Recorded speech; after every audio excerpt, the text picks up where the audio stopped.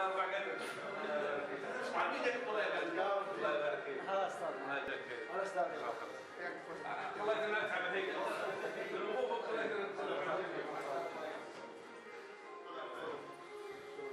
morning.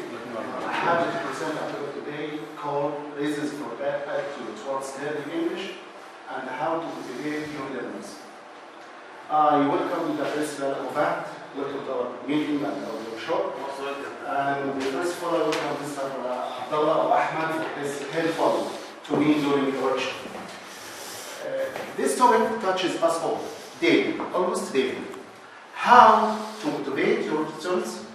What are bad attitudes? Why do most of our students refuse to learn, to progress, to do their best during their classrooms? Before we start, I have a short film. You watch it and try to tell me, what did you understand from it? What did you infer from it? It's the film.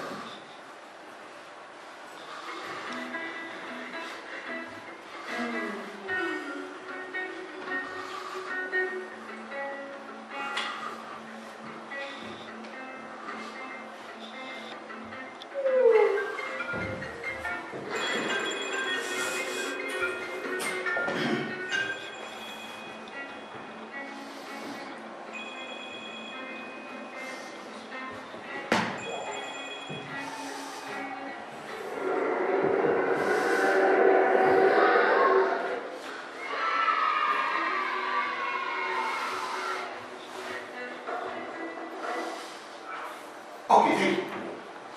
What did you understand from watching such a film? Most students are uncaring, indifferent, bored. They feel that they wouldn't like to participate, drowsy, sleepy. Wow, what do you think I'm saying? If you use attractive aid, your students will be right. Thank you, sir. So it depends on the teacher himself. To motivate his learners. What else? What else? It seems that the problem is not in our learners. It's finally in ourselves as teachers. Our students are not motivated. They are not alerted at all. They need to be alerted, to be pushed to share. Thank you. Thank you. Yes, Mr. Muhammad. The whole subject of the teaching is how you deliver the information to the student. Yeah, right. In this film, I understand that the lazy, or what I don't know how to say, how to give the information to your students every day with the same way every day until the end of the course. So always the same way the students are bored from it. So he used a film and he used the 3D to make an activity in the class. So they are amazed. Yeah. So we have to change every day or every week the way of how to deliver the information to the students. Thank you, Mr. Muhammad. Yes, it's better to use attractive motivations and attractive sounds, such as the dinosaur sounds. It's better to attract the students' attention. Thank you. So our purpose in our classes doesn't depend only on learners. It mainly depends on the teacher. How the teacher creates the atmosphere that appeals to his learners to change it. So when the teacher wrote the word dinosaur and presented it, most of the students were sleepy, drowsy, caring, would like to sleep, but we used a creative teaching aid that makes things changes. And they started to say, hey, we are here to participate with you. It's the second part of our workshop. What are the reasons of bad attitude towards learning English? There are many reasons. What are they? You have a few people, you can write it. You have 2 minutes to write. Right? What do you know about? What are the reasons of bad attitudes towards learning English? What? You can't write this down. Write it, write it down. Write your notes. Right.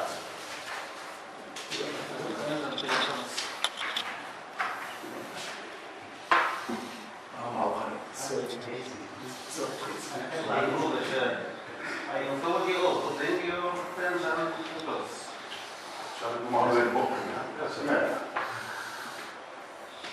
2 minutes to write down, take notes about the reasons of bad attitudes. From the point of view. Yeah.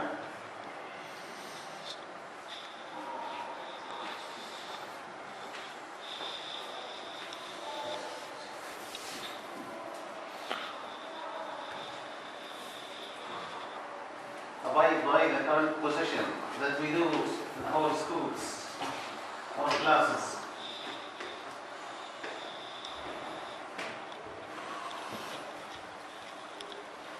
Okay.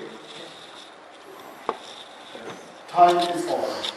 Now, Mr. Ahmed, please. It is somehow difficult for learners in the first stages. First stage. It's difficult for them in the first The first stage. stages. How do we solve it? Is it your responsibility, the learner's Yes, it responsibility? is the teacher's responsibility Yes. by using different or variety of techniques and models in teaching them. Thank you, Mr. Ahmed. It's an important point. Mr. Hamid, please. Following the same techniques every day from the side of teachers, Yeah. and at the same time not giving students things which attract them Yeah. to the model. So you are speaking about the environment and the experience of the You learners. should vary, you should change your techniques, you should use different kinds of Teaching aids. Yes. You mean teaching aids? Yes. Yeah, what else? The subject is itself is not good if we don't make it practical. Yeah. Yeah. We always try, we should always try to make it attractive and in order to draw their attention to the ideas. So we should display pictures, give examples and so on. But is it agreeable to change the course of our studying to attract your learners, or it's not our responsibility, so we do what? It's very important to change. Yeah. Yes, that depends on the standard of the students, on the way how they understand the new ideas. Yeah. Thank you. Yes, Sir Muhammad. The English subject is considered in Kuwait a boring subject. In all the Kuwait. A boring subject. And Kuwaiti students, they don't care about it. They don't want to learn it. Even the environment, the home, the house, the family, the whole environment outside the school, they don't encourage them to learn English. Yeah. Why English? Why you don't need it? Because you speak Arabic. The universities are in Arabic. After you graduate from the high school, you will take courses or a degree in Arabic, for example. So the English, they don't have the love of the English. Yeah. So we must encourage them to love this subject. Yeah. The English subject, because it's not for 1 or 2 or 10 years or 20 years. It's from almost 40 years. The English considered in the Arab countries and in Kuwait is a boring subject. Thank you, Mr. Yes, Mr. Muhammad. I think there is a belief or a content to the learners that the learning of English is useless. Why they learn English? Why they don't use it in their daily life? They don't use it outside the classroom. So it's useless according to the students' belief. So there is no inside encouragement for them to learn English. How can you change this idea for the learners to learn English? Mr. Mahmoud is talking about intrinsic motivation. The Yeah. motivation is from inside the student. It's the second Self step. motivation. But So how can you create in your students the ability or the love of studying English? How can you? How could you? Do you have an idea about it? I don't have an idea. Yes, I'm saying. You can. The way you deal with your students is very important. When you succeed in making your students love you, they will love your subject. Yeah, material. Right. And if you fail in making them love you, they will form a bad attitude towards your subject. Thank So you. the way of dealing of you is very important. The social element. It's a relationship. Thank you. So, I accounted most of them. The reason of that attitude towards learning English, I put them like the loss of interest. Mr. Muhammad said, and what I said. The loss of interest. They lose interest in learning English. The bad experience of students' friends. Why to learn? You are not doing anything with your material. Come for playing games, video games, at home, and so on. Negative ideas. Negative idea from your friends. The absence of internal motivation, as Mr. Rahman said, they have no motivation. Nervousness, peer pressure, and teachers' corrections.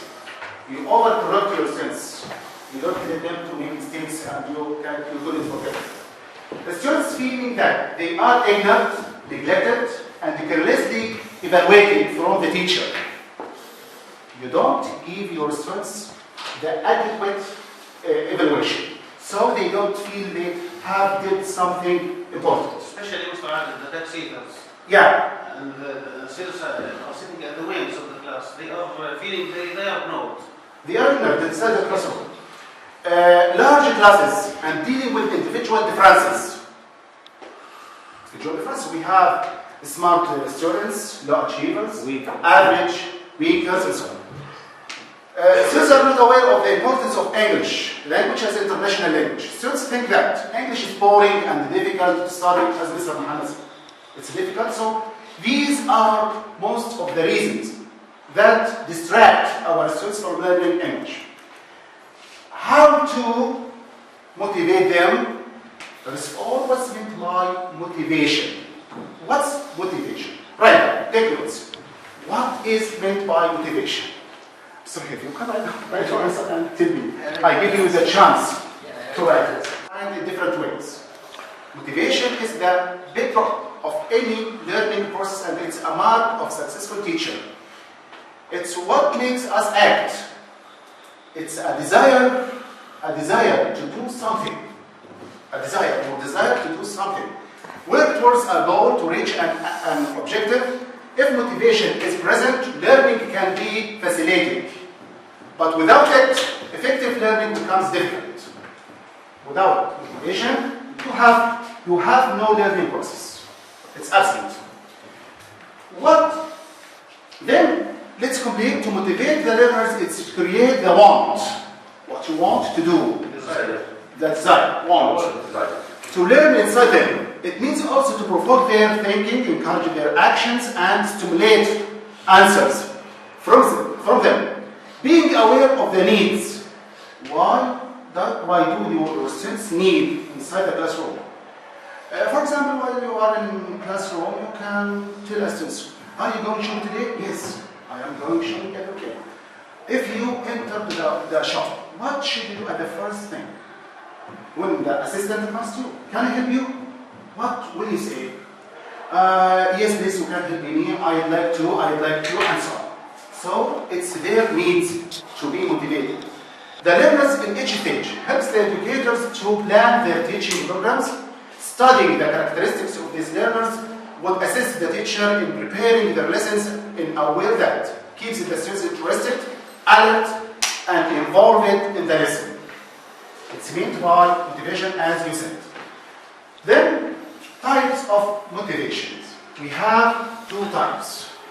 This is a In this aspect, we can say you can take the horse to the river, but you can't make it into a trend. Right. So this is Thank you, Mr. Muhammad. This problem. Right. It's a philosophy. We have two types of motivations. What are they? We have two types. Yeah. Instructional motivation and creative motivations. Inner and outer motivation. Number one refers to the learner's desire to learn the language. It's from the learner himself. And use it as an instrument of communication. The second one refers to the learner's desire to be accepted by speakers of our language and to be identified with them. Also, motivation can be extrinsic or extrinsic motivations. How can teachers do to motivate their students? how can you do or what can you do. Creating a friendly and relaxing atmosphere in their classes. Your classroom should be friendly, flexible for the learners, for both teachers and the learners. Using the different kinds of teaching aids, it helps you much. Being kind and rewarding all the time.